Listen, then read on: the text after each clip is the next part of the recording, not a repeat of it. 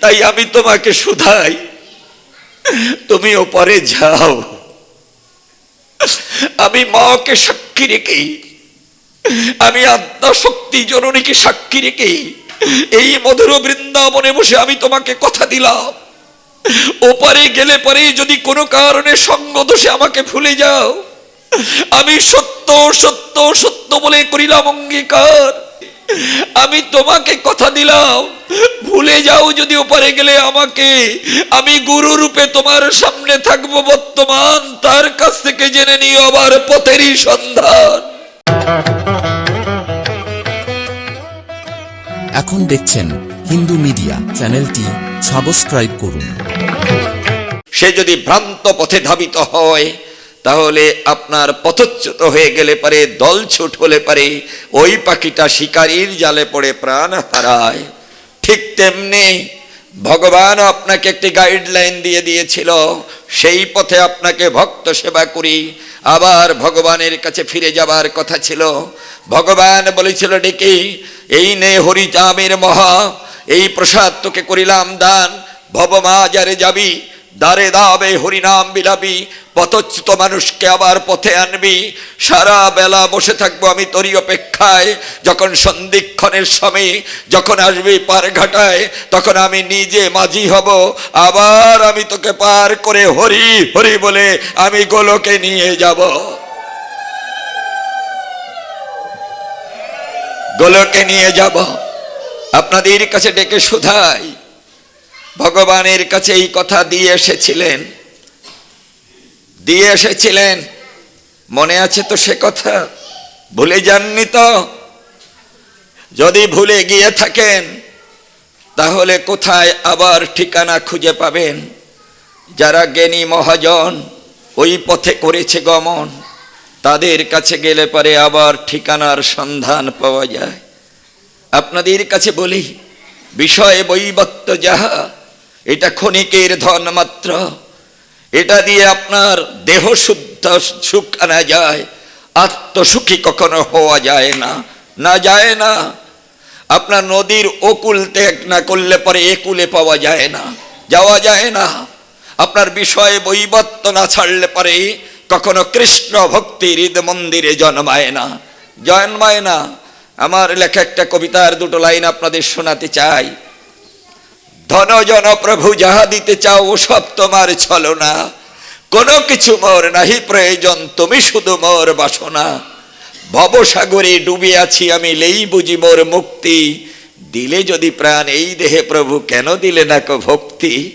যাও যাও ঠাকুর ফেলে যাও মরে, এই না গহীনি কাননে, কে করিবে প্রচার নামের মহিমা তোমার গড়ায় ভুবনে।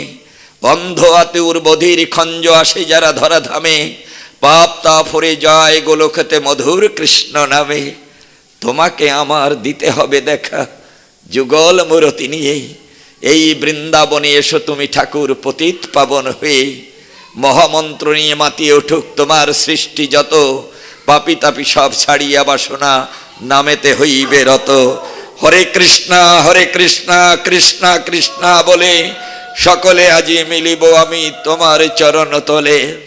আপনাদের কাছে শোধাতে চাই, সাপ আর নেউলে, সাপ আর বেজি যেমন এক জায়গায় থাকতে পারে না, তেমনি বাসনা আর আপনার ত্যাগ কখনো এক জায়গায় অবস্থান করে না। আপনার ধন জন প্রভু আমি তোমার কাছে চাই না, ধন জন প্রভু যাহা দিতে চাও ওসব তোমার ছলনা। তুমি আমাকে ধন জন দিতে যাচ্ছ এই কারণে যাতে আমি ধন জন মত্ত হয়ে আমি যেন তোমাকে ভুলে যাই। ওসব তোমার ছলনা, কোনো কিছু মোর নাহি প্রয়োজন, তুমি শুধু মোর বাসনা। এই কথাটা বলতে হলে আপনাদের কাছে ডেকে শুধাই, যখন এসেছিলাম ভবমাঝারে, আপনার মায়ের মধ্যে মায়ের গর্ভে যখন ছিলাম, এটা হয় গোলক, এই গোলকের ছায়া হলো মধুর বৃন্দাবন। আমি বৃন্দাবনে যখন ছিলাম, যখন আমার মা বাবা আমাকে আনার তরে যখন বাসর ঘরে পিতৃ ব্রহ্ম যখন মাতৃ জঠরে ধায়, তখন 6 দিন ছিল বুদবুদ অবস্থায়। একদিন আপনার 6 মাস হলে পরে, 1 মাস হলে পরে অঙ্গুষ্টি প্রমাণ হয়, 5 মাস হলে পরে রক্তপিণ্ড ধরে, 6 মাস হলে পরে হস্তপদ প্রসারিত হলে পরে পরম গুরু এসে তার চৈতন্য দান করে। আমি চৈতন্য পেয়ে মায়ের গর্ভে বৃন্দাবনে তাকিয়েছিলাম। আমি যতবার তাকিয়েছি ততবার আমি বিশ্বরূপ করেছি দর্শন। ভগবান আমাকে ডেকে বলেছে যেতে হবে যে বাবা তোকে ওপারে। আমি চোখের জলে ভগবানের কাছে মিনতি করে বারে বারে বলেছিলাম আমি যাব না প্রভু, আমি যাব না প্রভু, আমি যাব না প্রভু। ভগবান আমাকে বলেছিল ডেকে কেন যাবে না? আমি বলেছিলাম আমি মাতৃগহ্বরে বসেই আমি শুনেছি ওই জগৎটা নাকি মায়াময়, ওখানে গেলে নাকি মানুষ তোমাকে ভুলে যায়। যে জগতে আমি গেলে পারে আমি তোমাকে ভুলে যাব, আমি সেই দেশে যাব না, তুমি আমাকে সেই দেশে পাঠিও না। আমি অনন্তবার ভগবানের কাছে চোখের জলে ব্যক্ত করে বলেছিলাম আমি যাব না, আমি যাব না, আমি যাব না, আমি তোমাকে ভুলে থাকতে পারবো না। বান্ধবহীন হলে পারে মানুষ যেমন আপনার কষাঘাতে আপনার হৃদয়ে বেদনায় জীবনপাত করে, আমি তেমনি করে আমি তোমাকে হারা হয়ে থাকতে পারবো না। আমার প্রভু আমাকে বলেছিল তুমি যদি না যাও পরে তাহলে তোমার মা প্রসব বেদনায় কাতর হবে, এই যন্ত্রণায় তোমার মা মারা যাবে, এই মাতৃহন্তার দায়ে তোমাকে আবার অনন্ত জনি নির্মজনীতে আসতে হবে। তাই আমি তোমাকে শুধাই তুমি ওপারে যাও।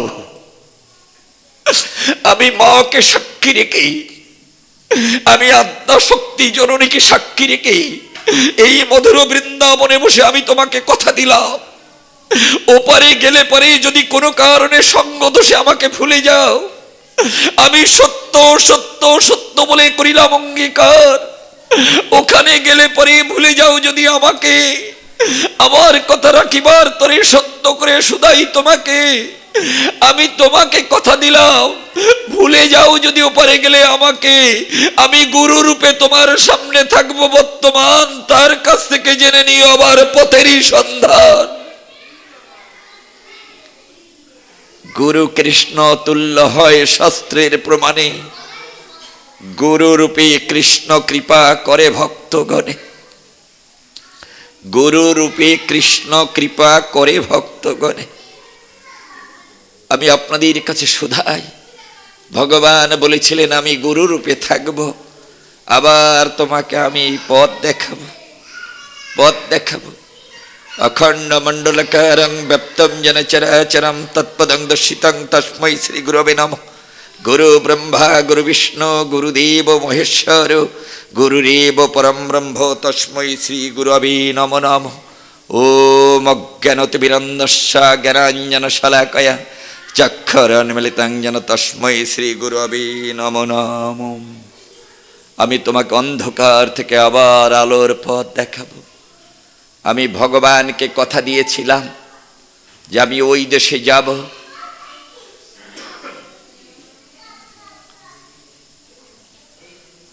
ওই দেশে যাবার পরে আমি এই হরিনাম সবার কাছে পৌঁছিয়ে দেব।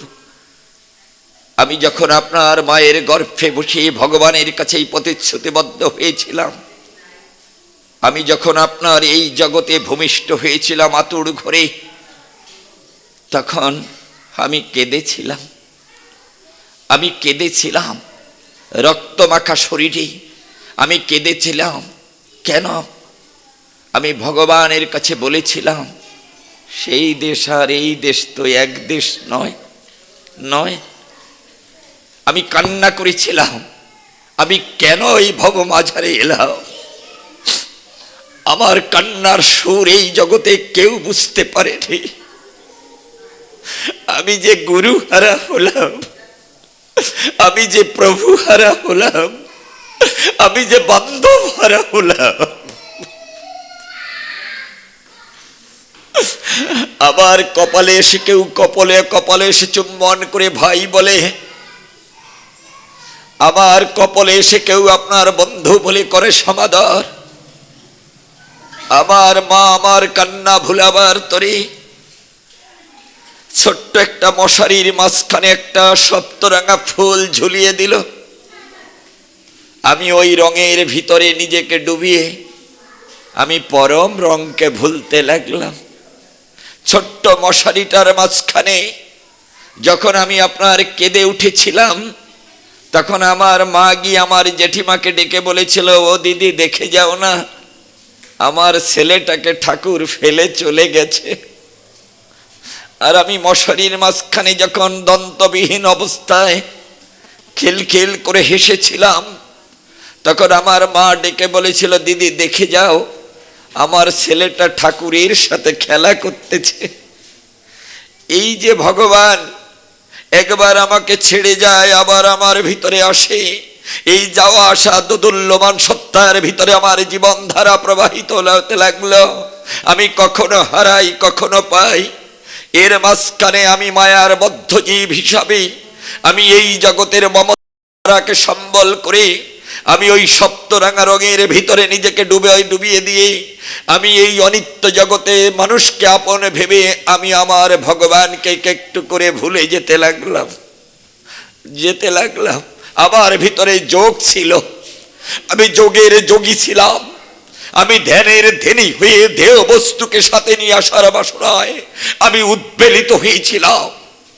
আমি যখন এই জগতে যোগ হয়ে এসেছিলাম, এই অনিত্য জগতের প্রতি মমত্ব ধারা আমার এই দেহ কলসী যখন কামনায় ভরা, তখন আমার থেকে ভগবান একটু করে সরে যেতে লাগলো। কখনো আসি, কখনো যায়।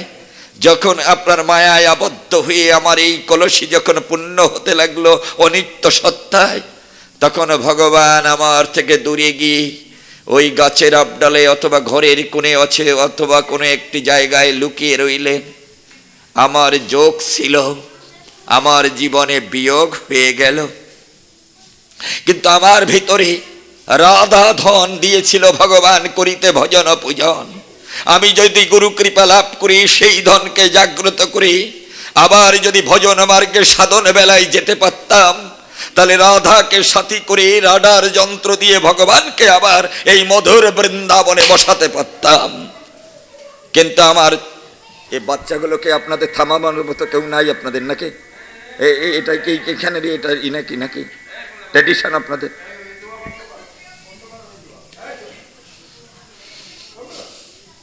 আমি থামাতে পারতাম, কিন্তু আমি আবার ভগবানকে ধরে এনে বসাতে পারতাম।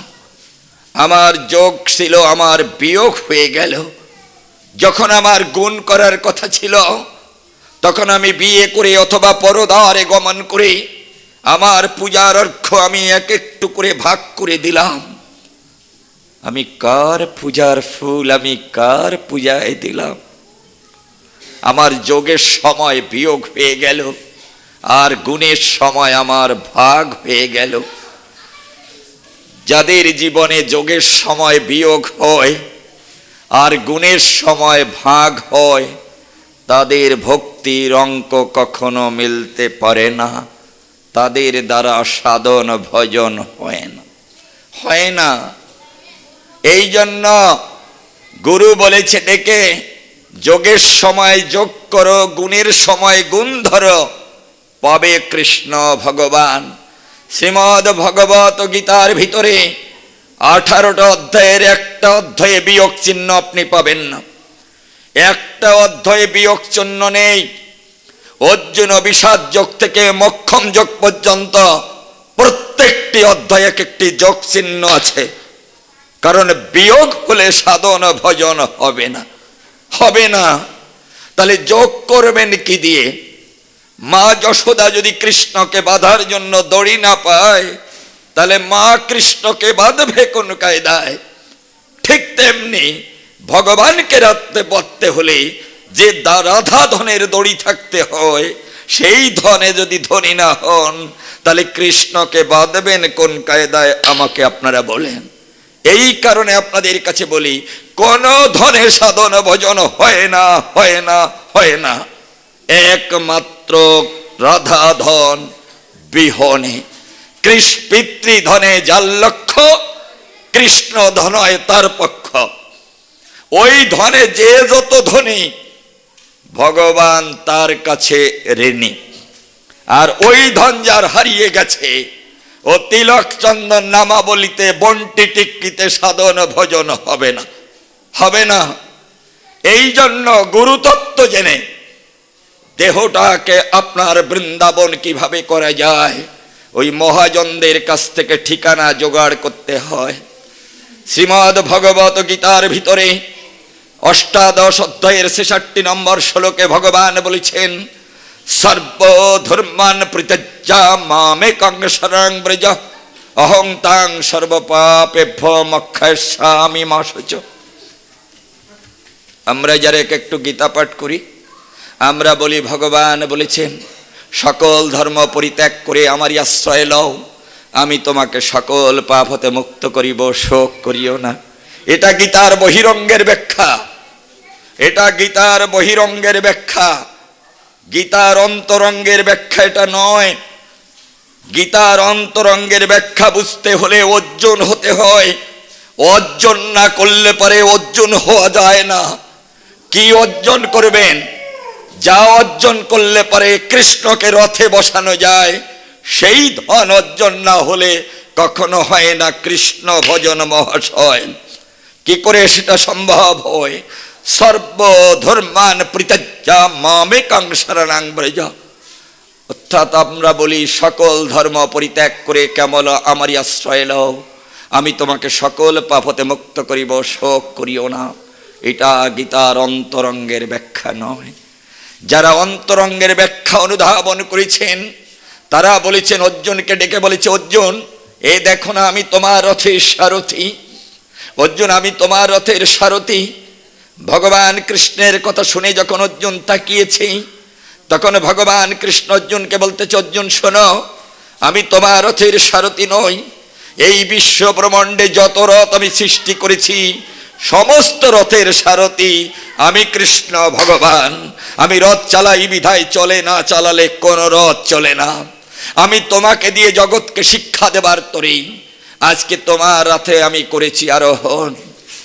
আপনাদের কাছে শোধাতে চাই, আজকে রথে আপনার চালক হলেন কৃষ্ণ ভগবান।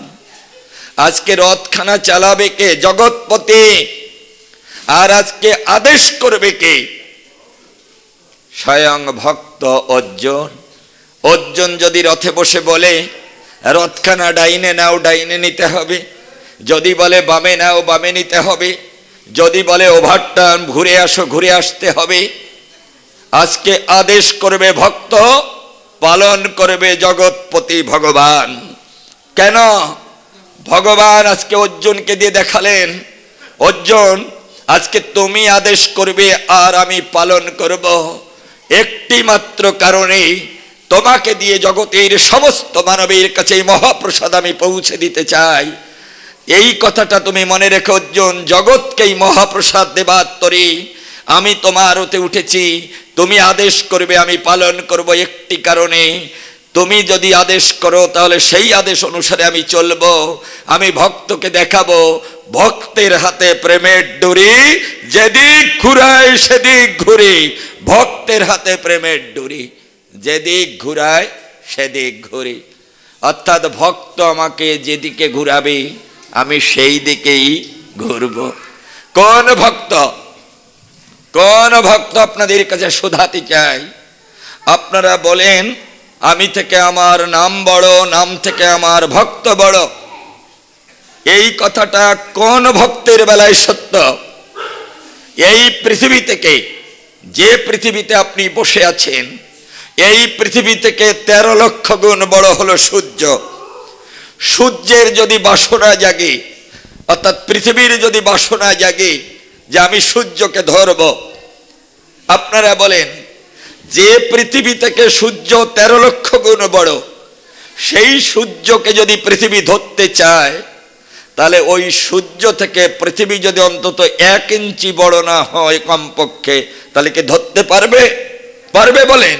পারবে না। তাহলে অনন্ত কোটি বিশ্ব ব্রহ্মাণ্ডের যিনি অধিপতি, যার লোমকূপের মধ্যে আপনার অনন্ত কোটি বিশ্ব ব্রহ্মাণ্ড লুকিয়ে রয়, তাকে যদি ভক্ত ধরতে চায়, তাহলে ভগবানের হৃদয় থেকে ভক্তের হৃদয় বড় না হলে ভগবানকে ধরা সম্ভব নয়। এই কারণে বলেছে, যে ভক্ত আমাকে ধরতে পারে সেই ভক্ত আমা থেকে বড় না হলে আমাকে ধরতে পারে না। এই কারণে অর্জুনের রথের সারথি হয়ে ভগবান দেখালেন, অর্জুন দেখো, আমি আজকে তোমার রথের সারথি। মনে রেখো অর্জুন, আমি তোমার রথের সারথি নই। এই বিশ্ব ব্রহ্মাণ্ডে যত রথ আমি সৃষ্টি করেছি, সমস্ত রথের সারথি আমি কৃষ্ণ ভগবান।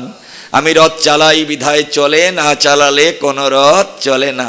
অর্জুন তুমি তাকিয়ে দেখো, আমি তোমার এই যে সম্মুখ ভাগে 4টি ধবল ঘোড়া আছে, এর যে রজ্জুগুলো, এর যে দড়ি সুতো, সেটা আমার হাতে দেখো। অর্জুন আমি নিজে এই রিপুগুলোকে কন্ট্রোল করার চেষ্টা করতেছি, আমি এই রিপুগুলোকে নিয়ন্ত্রণ করার চেষ্টা করতেছি। কেন অর্জুন জানো? এরা যে তোমার সমুখ ভাগে আছে, এদের প্রত্যেকের ভিতরে এক একটি আসুরিক শক্তি আছে, ওদের প্রত্যেকেরই এক একটি আলাদা আসুরিক শক্তি বিরাজমান রয়।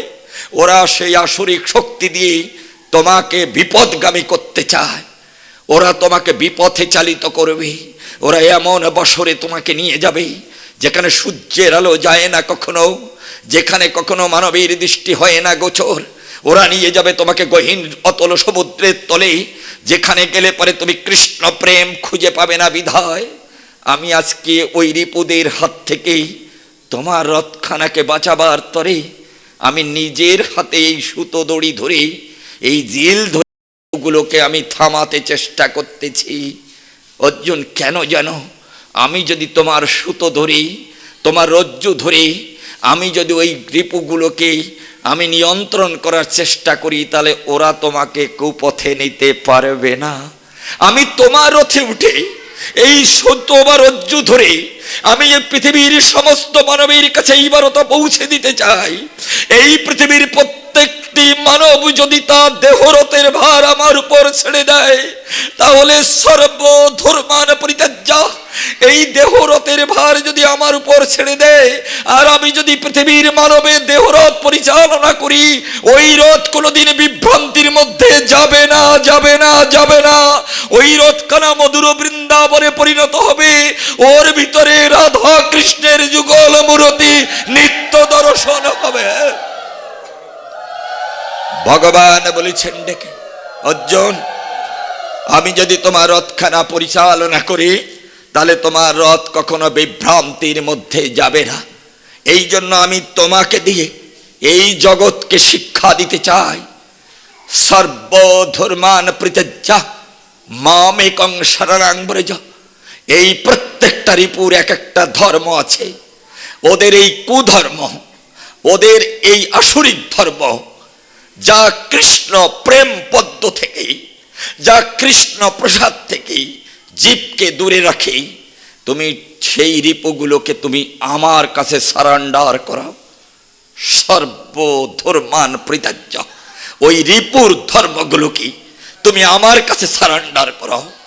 ওদেরকে তুমি যদি কৃষ্ণ মুখী করতে পারো, ওদেরকে তুমি যদি কৃষ্ণ প্রেম সাগরে নিমজ্জিত করতে পারো, তাহলে ওরাই কৃষ্ণ প্রেমের প্রেমিক হবে, ওরাই তোমাকে পূজার ফুল জোগাড় করে দেবে, তাতেই কৃষ্ণ পূজা হবে সমাধান। অশ্বিনী গোসাই গেয়েছিলেন, কে বলে রে রিপু 6 জন, ওরা কৃষ্ণ পূজার মূল মহাজন। অর্থাৎ ওই রিপুগুলোকে আপনি কৃষ্ণমুখী করেন, সমস্ত বহিরঙ্গকে আপনি অন্তরঙ্গ প্রেম বশরে নিয়ে যেতে চান। এই ইন্দ্রগুলো যদি বহিরঙ্গ থেকে অন্তর্মুখী হয়, তাহলে ওরা কৃষ্ণ প্রেমের প্রেমিক হবে, ওরাই আপনাকে পূজার ফুল জোগাড় করে দেবে, তাতেই কৃষ্ণ পূজা হবে সমাধান। এই কারণে বলেছে সর্বধর্মান পরিত্যাজ্য মামে কাং সারানাং ব্রেজ, ওই রিপুর ধর্মগুলোকে তুমি আমার কাছে সারান্ডার করাও, তাহলে দেখবে ওরা তোমার এই রথখানাকে বিভ্রান্তির মধ্যে নিতে পারবে না, পারবে না।